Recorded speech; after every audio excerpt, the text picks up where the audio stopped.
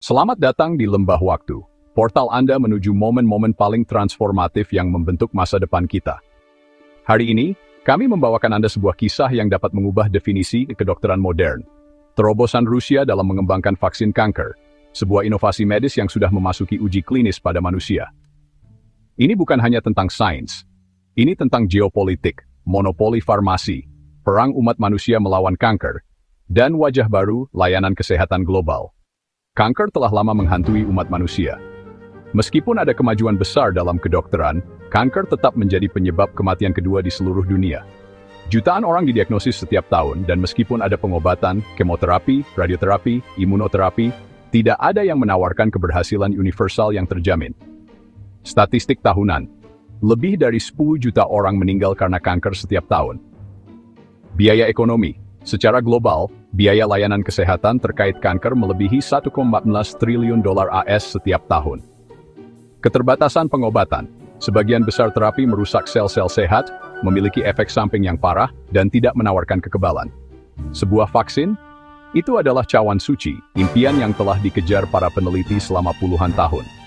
Dan sekarang, Rusia mengklaim telah mewujudkannya. Pada tanggal 1 Agustus 2025, Presiden Vladimir Putin membuat pengumuman yang mengejutkan. Rusia telah mengembangkan vaksin kanker, dan uji klinis pada manusia sudah berjalan. Dikembangkan oleh Badan Medis Biologi Federal Rusia (FMBA). Jenis vaksin tidak sepenuhnya diungkapkan, tetapi kemungkinan besar adalah vaksin terapeutik berbasis imunoterapi, yang dirancang untuk melatih sistem kekebalan tubuh mengenali dan bunuh sel kanker. Tahap uji coba manusia. Tahap I telah dimulai. Target awalnya ditujukan untuk mengobati beberapa jenis kanker umum, kemungkinan paru-paru, payudara, atau prostat. Menurut bocoran awal, vaksin ini bekerja dengan menargetkan antigen spesifik tumor, yang berarti berpotensi dapat digunakan pada berbagai jenis kanker. Untuk memahami besarnya pencapaian ini, kita harus terlebih dahulu memahami cara kerja vaksin kanker. Berbeda dengan vaksin tradisional yang mencegah penyakit, sebagian besar vaksin kanker bersifat terapeutik. Dimaksudkan untuk mengobati kanker yang sudah ada, atau mencegah kekambuhan. Berikut adalah logika ilmiahnya. Sel kanker menunjukkan protein abnormal. Vaksin dapat melatih sel T tubuh untuk mengidentifikasi penanda ini. Setelah terlatih, sistem kekebalan tubuh dapat menyerang sel kanker tanpa merusak jaringan sehat. Ini berarti lebih sedikit efek samping, hasil yang lebih baik, dan berpotensi kekebalan jangka panjang. Jika Rusia telah memecahkan kode ini, itu bisa berarti awal dari revolusi imunologis melawan kanker. Dalam pidato yang disiarkan televisi, Vladimir Putin menekankan bahwa vaksin akan dibagikan kepada dunia atas dasar kemanusiaan, menggemakan pendekan Rusia sebelumnya selama COVID-19 dengan vaksin Sputnik V. Ini bukan hanya pernyataan ilmiah, ini adalah pernyataan geopolitik. Kutipan dari Putin, ini bukan hanya pencapaian Rusia, ini adalah harapan umat manusia. Negara Rusia telah mengumumkan akan menyediakan vaksin untuk semua negara, tanpa memandang afiliasi politik, dengan memprioritaskan negara-negara berkembang. Analis menyarankan ini bisa menandai era baru diplomasi vaksin, di mana bantuan medis menjadi alat kekuatan lunak. Pengumuman Rusia dilaporkan telah mengejutkan perusahaan farmasi besar, terutama di Eropa dan Amerika Serikat. Inilah alasannya. Ekonomi farmasi, pengobatan kanker adalah industri tahunan senilai 200 miliar dolar. Perusahaan seperti Pfizer, Roche, dan Novartis mendominasi pasar onkologi global. Vaksin Rusia berbiaya rendah mengancam untuk memangkas terapi yang dipatenkan dan membuka akses ke pengobatan yang terjangkau. Ada kekhawatiran bahwa lobi farmasi barat dapat menantang atau mendiskreditkan vaksin. Perang paten atau sanksi politik mungkin muncul.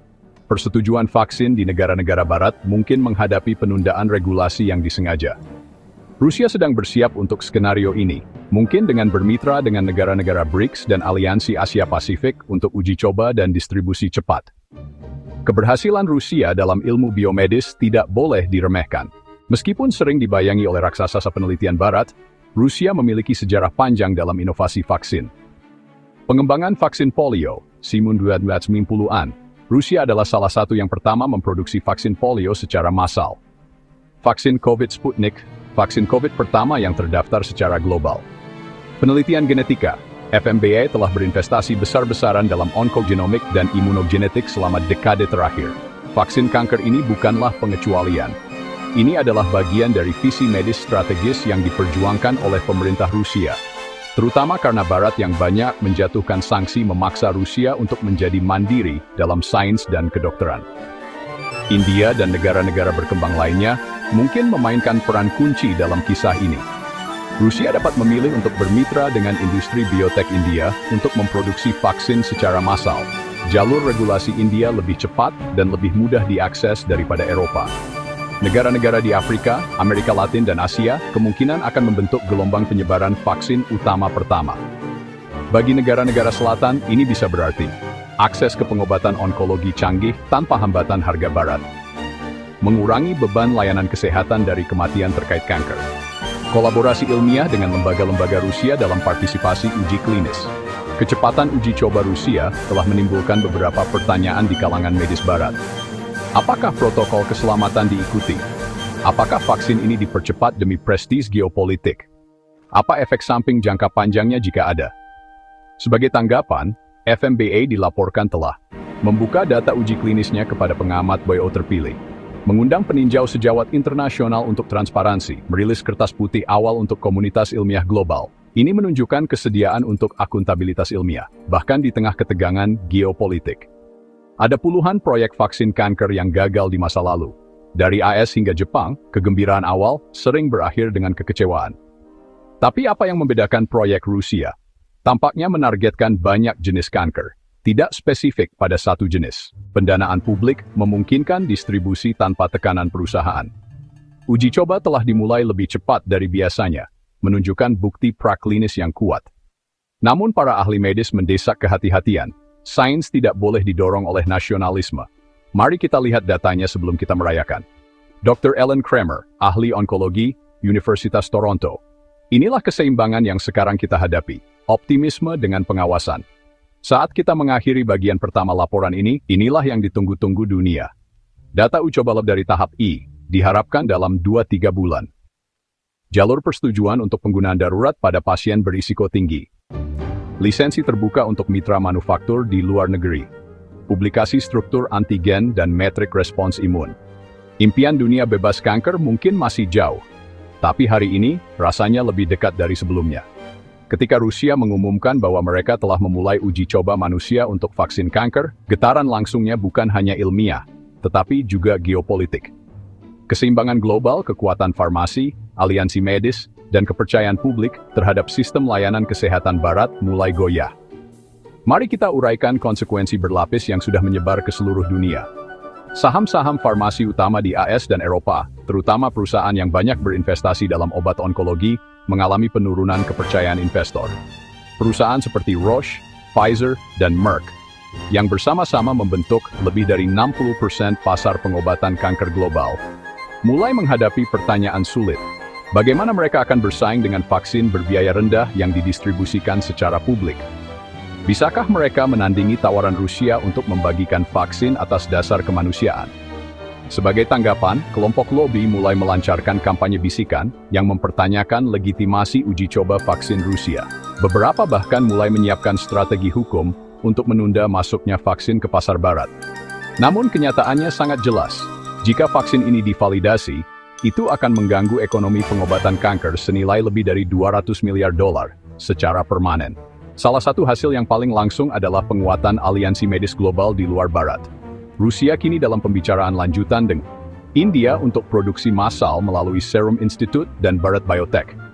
Tiongkok untuk validasi penelitian bersama dan dimasukkan dalam strategi kesehatan BRICS. Afrika Selatan dan Brasil untuk perluasan uji klinis guna mengamati keragaman ras dan genetik. Iran dan Kuba untuk rute distribusi alternatif, terutama di mana sanksi AS berlaku. Langkah-langkah ini menunjukkan tatanan kesehatan dunia baru, di mana akses ke obat-obatan tidak lagi didikte semata-mata oleh FDA atau EMA, tetapi oleh konsensus global yang multipolar dan terdesentralisasi. FMBA Rusia merilis data awal dari uji coba tahap ICE, menyatakan tidak ada efek samping serius pada peserta uji coba awal. Respons sel T yang terukur terhadap antigen tumor yang diketahui, hasil yang menjanjikan pada pasien dengan kanker stadium awal dan sisa. Namun jurnal-jurnal Barat menuntut lebih banyak. Tinjauan sejawat buta dari ahli onkologi independen. Tindak lanjut longitudinal selama 6-12 bulan. Metodologi klinis sumber terbuka untuk mengonfirmasi reproduktivitas. Beberapa pertanyaan yang diajukan secara global. Apakah ini bekerja pada semua jenis kanker atau hanya jenis tertentu? Apakah ini lebih bersifat preventif atau terapeutik? Apakah dosis penguat akan diperlukan? Berapa lama daya tahan vaksin dalam hal memori kekebalan? Rusia telah berjanji untuk mempublikasikan data lengkap di The Lancet, NEJM, atau jurnal terbuka dwibahasa Rusia-Inggris. Dengan pencapaian medis yang begitu besar, lembaga-lembaga internasional kini ikut campur. Organisasi Kesehatan Dunia telah mengirim pengamat ke Moskow untuk memverifikasi praktik klinis dan etika uji coba. Perserikatan Bangsa-Bangsa sedang dalam diskusi untuk memasukkan vaksin ini dalam inisiatif akses global keperawatan kanker di bawah SDG 3, Kesehatan untuk Semua. Sistem WHO yang mirip COVAX untuk kanker sedang diusulkan, di mana negara-negara mengumpulkan sumber daya untuk mendistribusikan vaksin ke negara-negara miskin. Namun AS dan UI menekan WHO untuk uji tuntas. Khawatir tekanan politik akan mengganggu evaluasi ilmiah. Ini telah menciptakan kebuntuan diplomatik. Rusia menginginkan validasi jalur cepat dan penyebaran global. Barat menginginkan verifikasi lambat dan pengujian berlapis. Dunia menyaksikan terpecah belah saat nyawa-nyawa bergantung pada keseimbangan. Jika ada satu kelompok yang paling diuntungkan, itu adalah populasi yang kurang terlayani dan terpinggirkan di seluruh dunia. Afrika Sub-Sahara, tingkat kematian akibat kanker yang tinggi karena kurangnya infrastruktur radioterapi dan kemoterapi. Asia Selatan, jutaan orang menderita kanker mulut, payudara, dan serviks. Banyak yang tidak terdiagnosis sampai terlambat. Amerika Latin, pedesaan. Layanan kesehatan yang tidak memadai menyebabkan deteksi kanker yang tertunda dan hasil yang buruk. Bagi komunitas ini, vaksin Rusia bukan hanya sains, ini adalah penyelamat. Jika dihargai pada tingkat akses publik, bahkan $10–20 per dosis, itu bisa menyelamatkan jutaan nyawa dalam dekade berikutnya. Ini bisa menggeser kesetaraan kesehatan global, memberdayakan negara-negara di luar kompleks industri medis. Munculnya diplomasi vaksin juga menimbulkan pertanyaan etis. Haruskah vaksin penyelamat nyawa digunakan sebagai alat kekuatan lunak? Bisakah kesehatan global dipisahkan dari ambisi nasionalistik? Apakah tuduhan Barat tentang propaganda Rusia sebab adil atau hanya proteksionis? Rusia secara terbuka mengundang Barat untuk berkolaborasi, tetapi banyak yang melihat ini sebagai tantangan daripada uluran tangan. Pertanyaan yang lebih dalam, apakah umat manusia siap untuk merangkul masa depan medis yang dipimpin oleh negara-negara di luar Barat? Atau akankah nasionalisme terus mengalahkan kesucian hidup? Untuk menghindari jebakan peluncuran vaksin COVID-19, di mana penimbunan, perlindungan paten, dan kemacetan rantai pasokan mengganggu akses, Rusia mengambil strategi produksi paralel, pusat regional di India, Vietnam, Mesir, dan Argentina. Perjanjian transfer teknologi dengan negara-negara BRICS dan ASEAN. Penggunaan versi netral rantai dingin, yaitu vaksin yang tidak memerlukan penyimpanan 70 celsius, tidak seperti beberapa vaksin mRNA. Ini akan memungkinkan vaksin kanker mencapai daerah terpencil dan tropis, tanpa infrastruktur canggih. Menurut Kementerian Kesehatan Rusia, 50 juta dosis dapat diproduksi dalam waktu 12 bulan, jika kemitraan tetap tidak terganggu. Dokter dari negara-negara berkembang yang telah meninjau data awal telah mulai berbagi tanggapan yang penuh harapan. Jika ini berhasil, bahkan pada 50% dari yang dijanjikan, itu akan mengubah cara kita mengobati kanker selamanya. Akhirnya, sesuatu yang bisa terjangkau, efektif, dan praktis untuk rakyat kita. Bahkan dokter Barat, meskipun berhati-hati merasa tertarik. Ini bukan tentang politik. Jika berhasil, kita harus mengadopsinya. Titik. Yang semakin jelas, komunitas ilmiah mungkin menjembatani perbedaan politik lebih cepat daripada pemerintah. Meskipun vaksin masih dalam uji coba, kesadaran dan keterlibatan publik sangat penting. Inilah yang harus dituntut oleh warga di seluruh dunia. Transparansi dalam berbagi data. Tekanan pada WHO untuk evaluasi yang tidak bias. Akuntabilitas dari pemerintah mereka sendiri, apakah mereka akan memblokirnya, mengadopsinya, atau berkolaborasi. Kelompok advokasi kesehatan masyarakat di Nigeria, Indonesia, dan Bangladesh telah meluncurkan kampanye daring yang menuntut pemerintah mereka mendukung data uji coba Rusia dan bersiap untuk menyebarkan vaksin jika divalidasi. Vaksin ini tidak muncul begitu saja. Ini adalah bagian dari tren desentralisasi global yang lebih luas dalam kesehatan, sains, dan teknologi. Mari kita hubungkan titik-titiknya. Tiongkok memimpin dalam CRISPR dan pengeditan gen. India mengembangkan kit diagnostik yang hemat biaya. Afrika berinvestasi dalam produksi vaksin lokal. Rusia kini menghadirkan uji coba vaksin multikanker pertama di dunia. Dunia kedokteran tidak lagi hanya barat. Kekuatan telah bergeser, dan vaksin ini adalah bukti paling nyata dari pergeseran itu. Selama krisis COVID-19, negara-negara kaya menimbun vaksin. Pemegang paten menolak berbagi. Miliaran orang di negara miskin menunggu dan meninggal. Rusia mengklaim membalikkan perilaku itu. Dengan menawarkan akses terbuka, lisensi berbiaya rendah, dan strategi yang mengutamakan kesehatan masyarakat, mereka memposisikan diri sebagai anti perusahaan farmasi besar. Akankah ini bertahan? Itu tergantung pada tekanan publik, kejujuran ilmiah, dan kompas moral global kepemimpinan. Kita harus belajar dari sejarah, dan tidak mengulangi kejahatan ketidaktersediaan. Mari kita percepat. Bayangkan masa depan di mana bayi baru lahir divaksinasi terhadap kanker berisiko tinggi. Orang dengan kecenderungan genetik menerima vaksin kanker preventif di awal masa dewasa. Kanker menjadi semudah flu, atau bahkan lebih jarang. Vaksin penguat tahunan untuk antigen tumor yang diketahui menjaga populasi tetap aman. Ini bukan lagi fiksi ilmiah. Ini bisa menjadi dekade berikutnya jika umat manusia bersatu di sekitar sains dan bukan keuntungan. Para penonton Arsip Abadi yang terhormat, kita berada di persimpangan jalan. Satu jalan mengarah pada obat sumber terbuka, solidaritas kesehatan global, dan dunia bebas kanker. Jalan lain terus dengan monopoli farmasi, akses kesehatan yang diblokir secara geografis, dan jutaan orang meninggal tanpa perlu. Vaksin kanker Rusia lebih dari sekadar suntikan. Ini adalah ujian nilai-nilai kita. Akankah kita lulus? Itu bukan tergantung pada presiden atau CEO, itu tergantung pada kita.